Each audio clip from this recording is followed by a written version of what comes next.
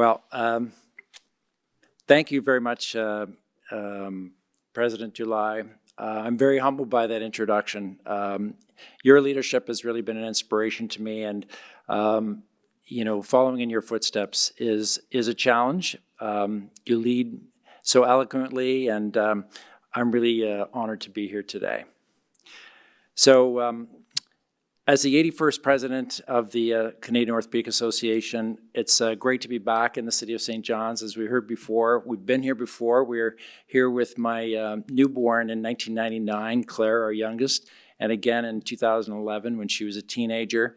And to be back here again and take on this role in St. John's is really special to me and my family. So we've been through a land acknowledgement already that Femi did so eloquently, John did so eloquently. So I'm going to carry on here and just want to say a few words about our past president now, Sudeep, and I'm sure she's very happy to now be known as past president.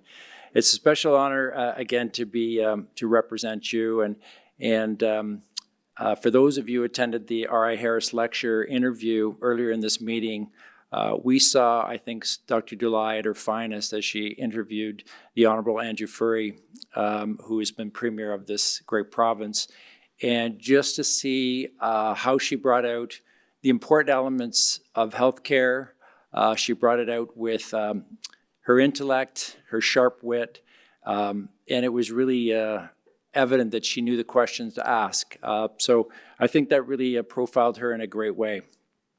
Dr. July represented this organization very admirably during her tenure, traveled extensively across our great country representing the COA at provincial association meetings and bringing that information and that word back to the executive. And I think that's really going to be key going forward is the communication across our subspecialty societies, across our provincial associations, so that as the mothership, the COA, can really advocate for you and push the message for you, and to work on your behalf in a more collaborative way.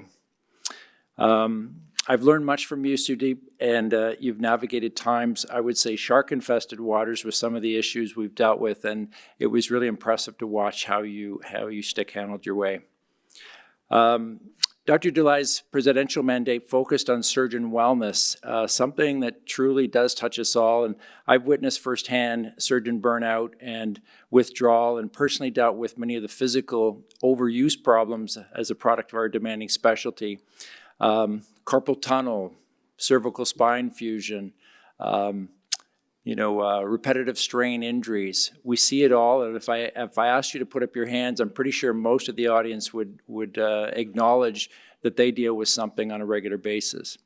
We had an excellent symposium yesterday dealing with strategies to enhance surgeon wellness, and again, the CMPA symposium this morning was outstanding. So there's great content out there that we need to pay attention to and elevate, and we'll keep her mandate active through a new committee that she will be chairing through the Advocacy Council.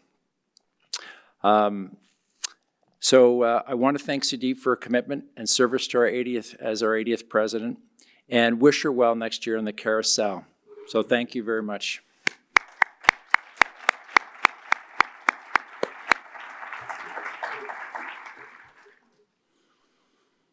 So a special thanks I want to put out to Nick Smith, who's not someone I was familiar with till I got to this meeting, but if you didn't know him, I think we really got a sense of Nick's style during the bull session on Wednesday afternoon, and that really set the tone for being here in St. John's and for an outstanding meeting. The pictures that I have up here are from the last COA meeting in 2011. I had my daughter with me, and my beautiful wife Mandy joined me, and we had so many fantastic memories of that trip. It was a July meeting, which we had temperatures, I think, of 26 and 7 degrees during that time, which I think is the last time those temperatures were achieved in St. John's. But hopefully you're getting a chance to get out to see this beautiful city and the region that it all has to offer. So I think we're going to start. We have a couple of Slido questions embedded into my talk here, and I just want to maybe start with the first one, which is really just a warm-up question so you understand the use of Slido. And I'm really just asking you, have you been to St. John's before? So let's take a moment just to catch the QR code. And we've got a lot of first-time visitors to St. John's, which is fantastic. We may have a number of you that ended up in St. John, not St. John's. That's inside joke, but all right, fantastic. So next I want to once again thank the COA Dream Team that is championed and captained by Cynthia Vizina. And it's really been a pleasure working with them. I think it's very intimidating to come on to this executive team, but it is, I think, a great sense of comfort and warmth to know that you have these wonderful people that have your back. And she has Chelsea as her right-hand person, Megan, Pearl, Rebecca, and Mary kind of round out this outstanding crew. And they've certainly made my introduction back into the COA very comfortable. So this is our presidential line going back last year, and the guidance that I've received from our past presidents has been exceptional. And I want to thank Lori Heemstra particularly, as she encouraged me to get involved a few years back, and I'm forever grateful that you did. So thank you, Lori. Since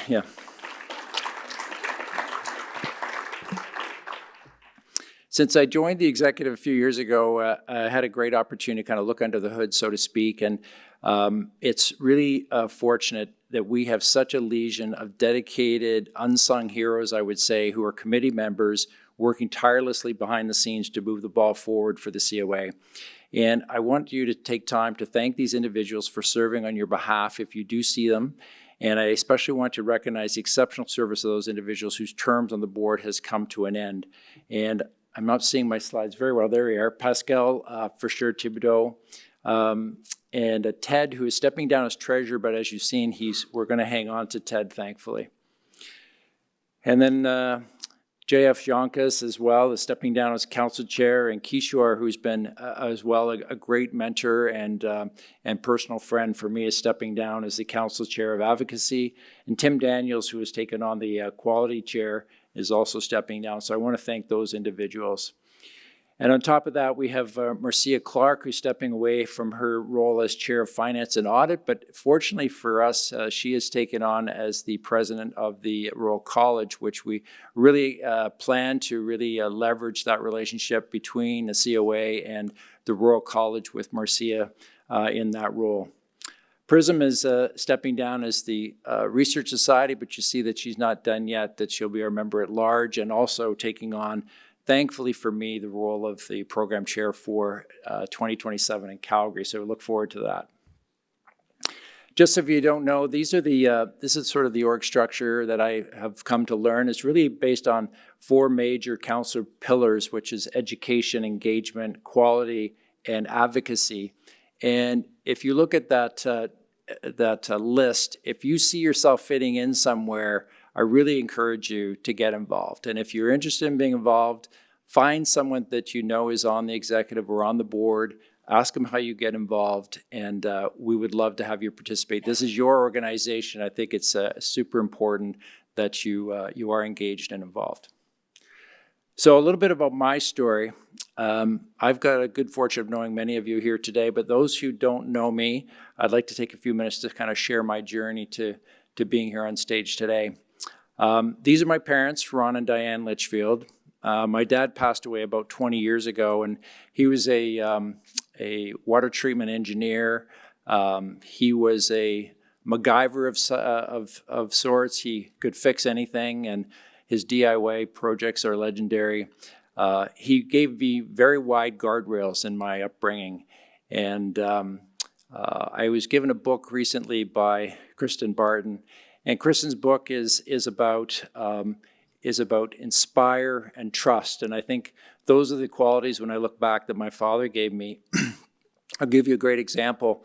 When I was 16, I came to my dad and I said, Dad, a couple of buddies of mine are thinking of driving down to Myrtle Beach for spring break. And he goes, okay, how are you going to get there? I said, well, my buddy's got his 10-year-old Camaro. We were thinking of taking that. So after a little bit of thought, he said, yeah, I don't think so. That car's not going to make it. There's no way. And so I was a little dejected until he said, why don't you take my car, which was about a 2-week-old brand new car.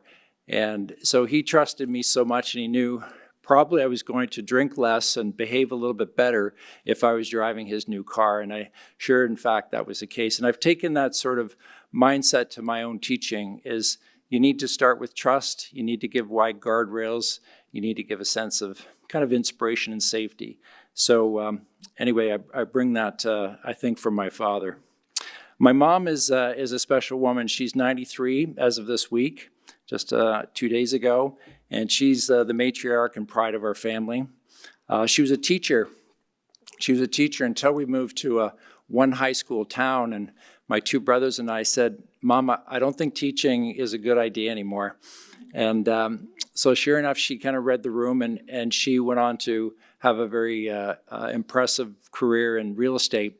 And she continues to be, I think, a true role model for our kids and the rest of our family.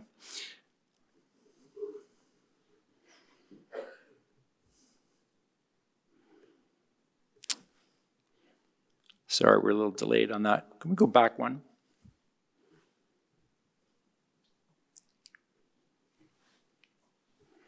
Thank you. So I was born in Cobourg, Ontario, and we moved a number of times with my dad's work, and that included Ottawa, Calgary, and then Oakville for a number of years. And then finally we moved up to what was our summer cottage and became our home in Huntsville, Ontario, and that's where I consider really my hometown at this stage. My parents grew up there, and that's where all of our extended family have their roots.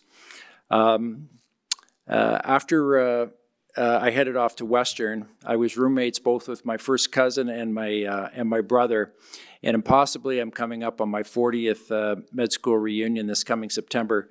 I finished my orthopedic training at Western, spent a year as an internship, which many of you younger guys would not know what that is, but in Ottawa at the Civic. And from there, I came back to Western to finish my orthopedic training. From there, I went off to do fellowships in pediatrics. My mentor was Baxter Willis, and he convinced me to go to New Zealand, Australia, and I enjoyed that time very much. And then we were back in Vail, Colorado, as mentioned previously. So my pathway to medicine came through really high school influences. When I was later in high school, involved in a lot of sports, and I started to have some knee pain, and I ended up with an osteochondritis lesion in my knee. And so I was recommended to see one of the family physicians in our hometown, and that was Dr. Derek Mackesy. And Derek was sort of a legend in sport medicine. He covered Hockey Canada and traveled extensively with Hockey Canada.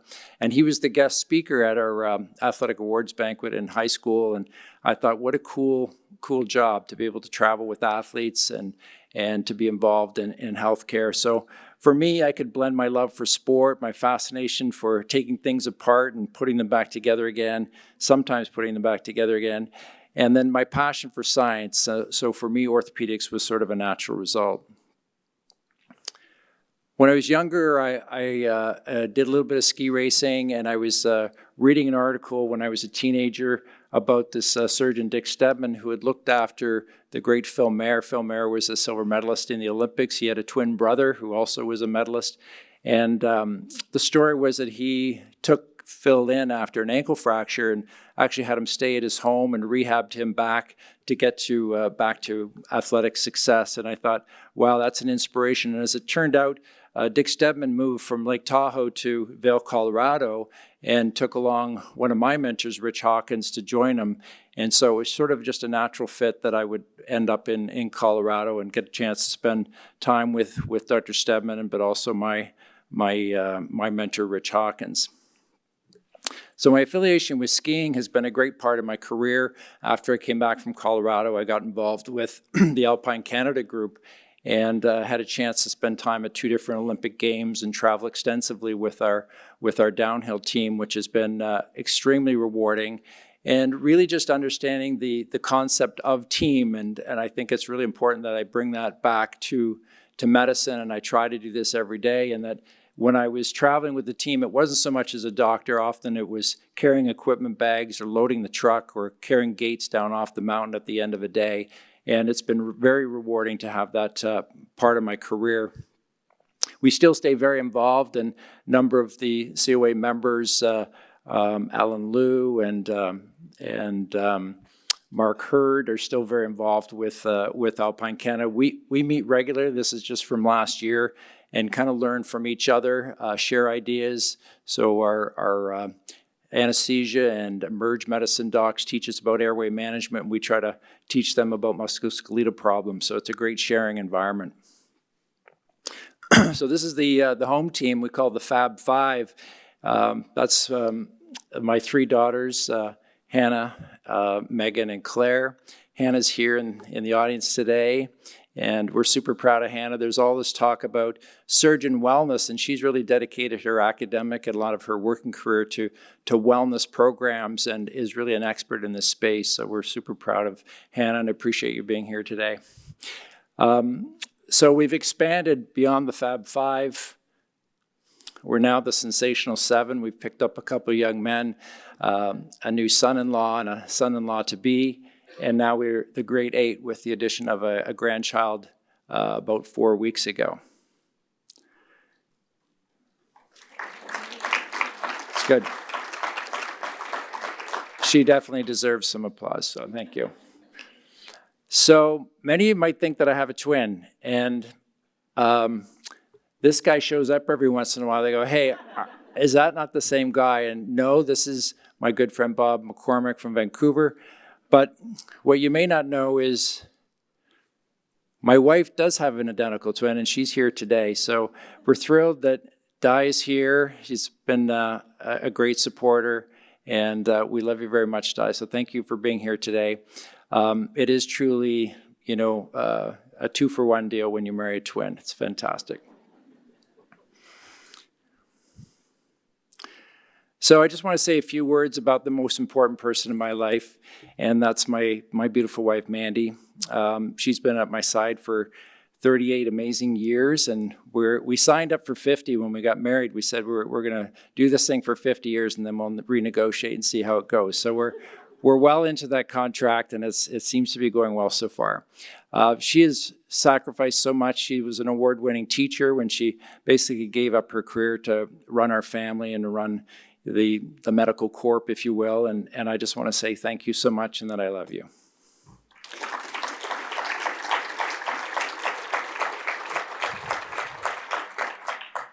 So I just wanted to put this slide up to show a little Western connection to the COA.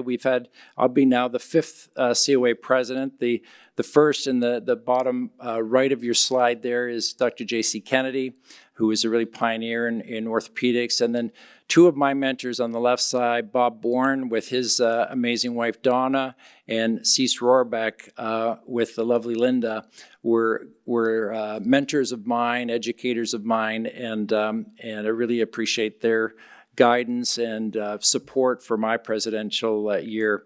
Emil Shemitz is in the top right. We stole him from U of T, and he's done an admirable job as the chair of our Department of Surgery in London.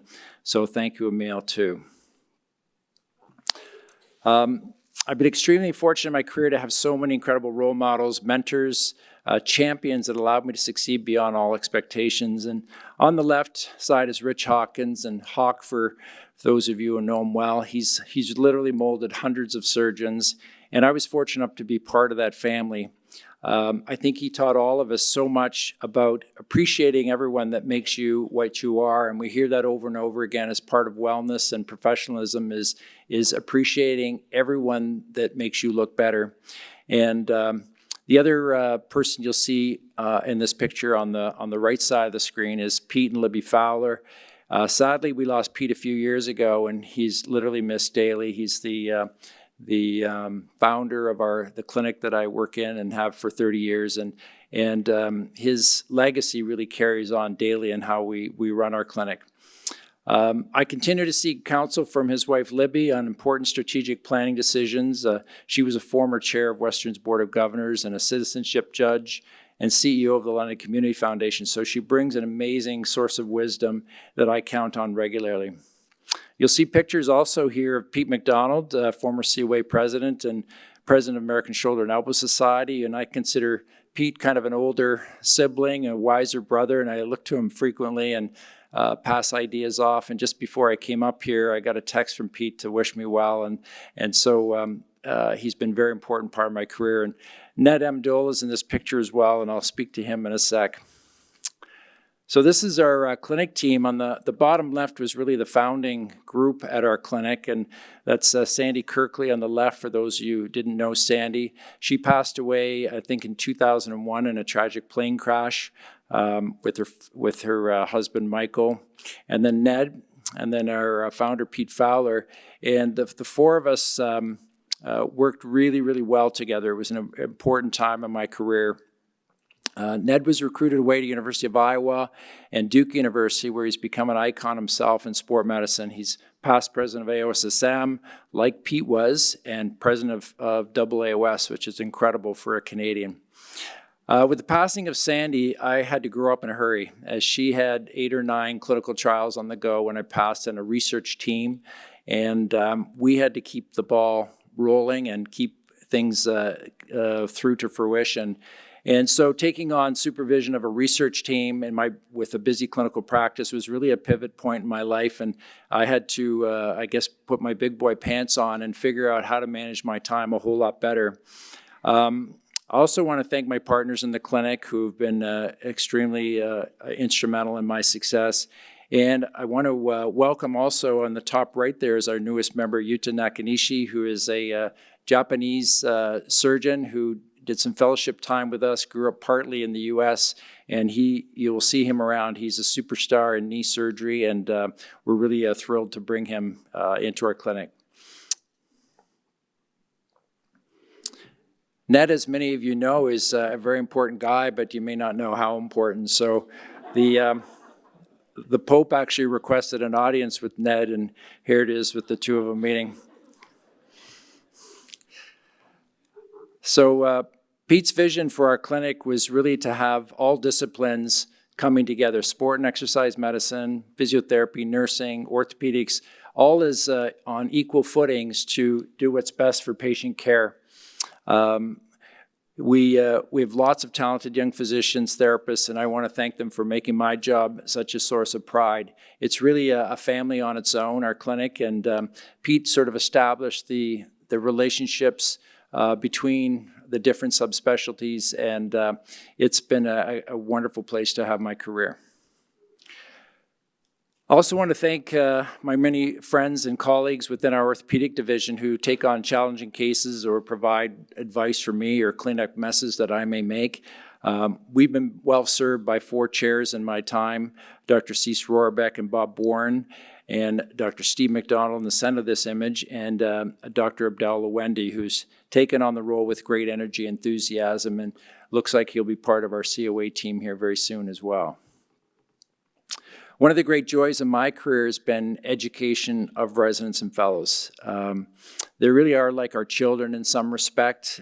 We feel such a great sense of pride and responsibility when they go off into the world. We usually hear from them for a couple years, and they'll ask you about challenging cases, and then by about year 3, those emails and texts seem to go away, which usually means they've been launched, they're out of the nest, and now they're on their own.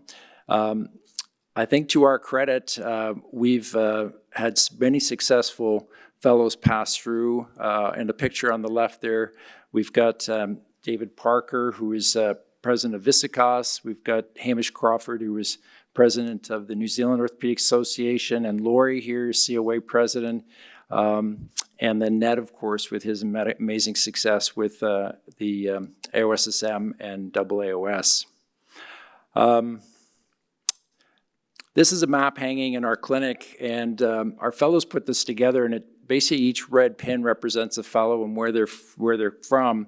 And it's really amazing what a small world it is when it comes to orthopedics, and what a global community we are.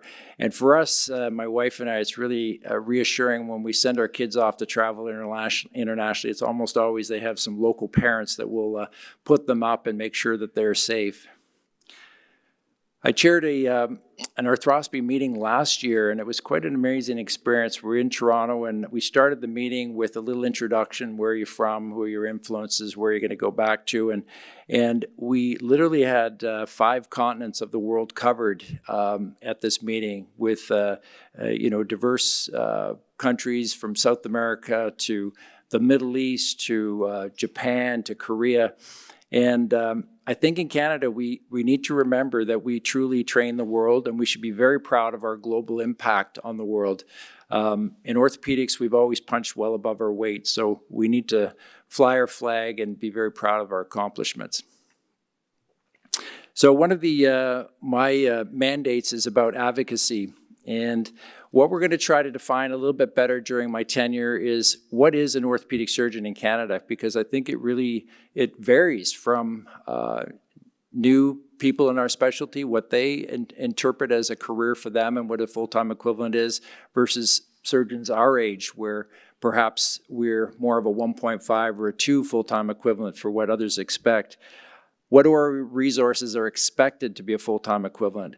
What kind of fracture clinic time, on-call stipends, all these things we're going to try to define and put some numbers behind it so we can advocate for resource management going forward.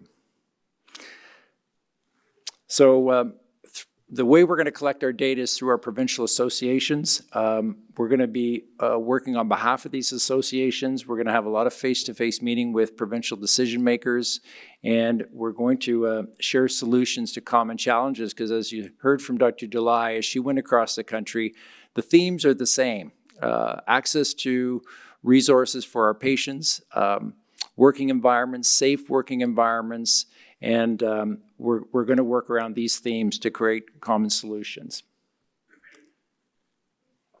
Again, we have a deficit of facts. It's really hard to make decisions. As we learned from Andrew Furry, you need the 3 points. You need to be very succinct in your asks of our decision makers.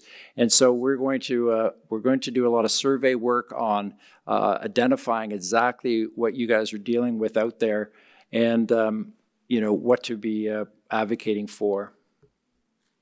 So we're going to go back to the Slido, if you don't mind, and let's just collect a little bit of data here right now. And the question is really, what do you think a full-time orthopedic surgeon should have for elective operating days in a month? And see if we have some consensus on what that looks like. Can we put that question up?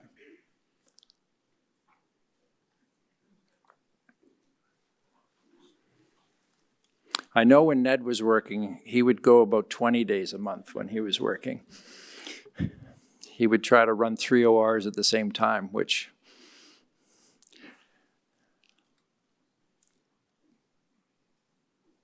So there we are. So somewhere between a day and a half and 2 days a week looks like what is expected. I can tell you when I first looked at work coming out of my residency, they were offering 1 OR day and a half day in the clinic. And I said, well, what do I do with the other 3.5 days a week?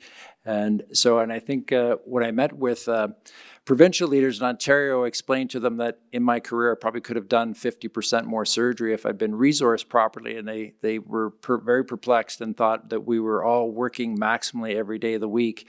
And I think this kind of data is what we need.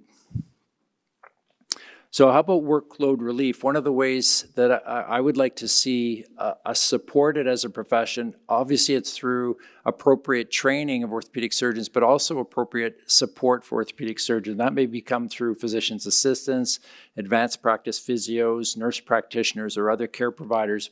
But we're just going to do another Slido question to see, do you have access currently to these type of alternate care providers that may support you?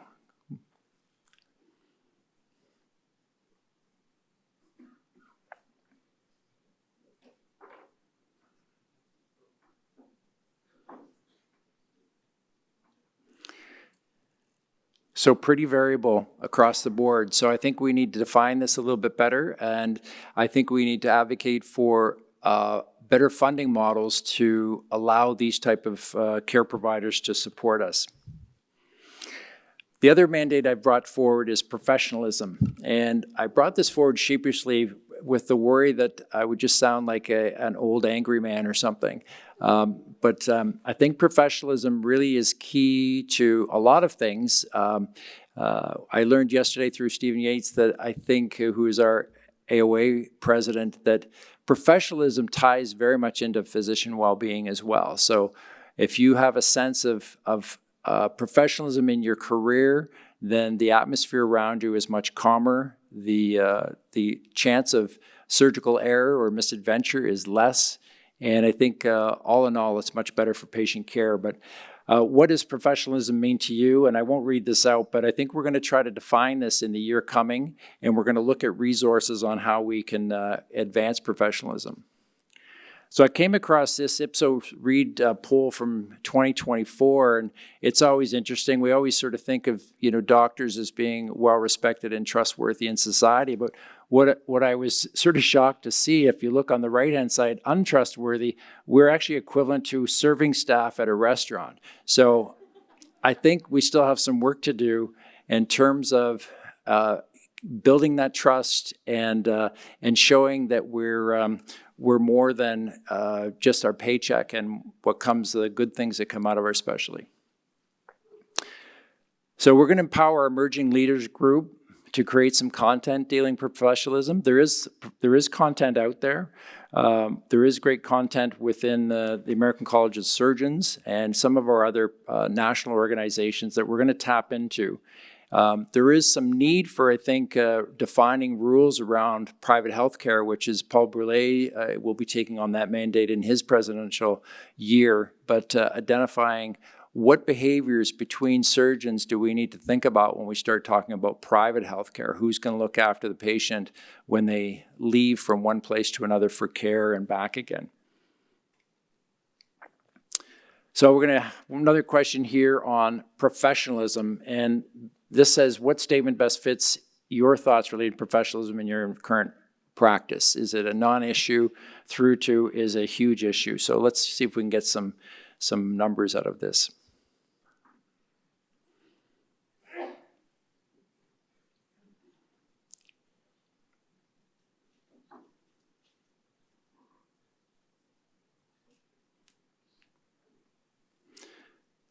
So it looks like at least half the time professionalism is an issue still and can strain relationships within the working environment. So we have some work to do. So final marks from me. The demands and needs of the Canadian orthopedic surgeons are common, and we need to share our thoughts and ideas across the country. We need to have a seat at the table. And I think during my career, we've seen that erode. We've seen allied health professionals represent us at all different levels. We need to get back to being decision makers. And as much work as that is, but you've seen the likes of Andrew Furey making a difference. And that's possible for any and all of us to have a voice. In order to have a voice, professionalism needs to be front and center. We are stronger together. We have run the risk of fragmentation through subspecialization and subspecialty societies, but the COA and the core of the COA needs to be the unified voice in this country. The COA needs you, and I think we all need the COA. So thank you for this opportunity. Merci, and enjoy the rest of the meeting.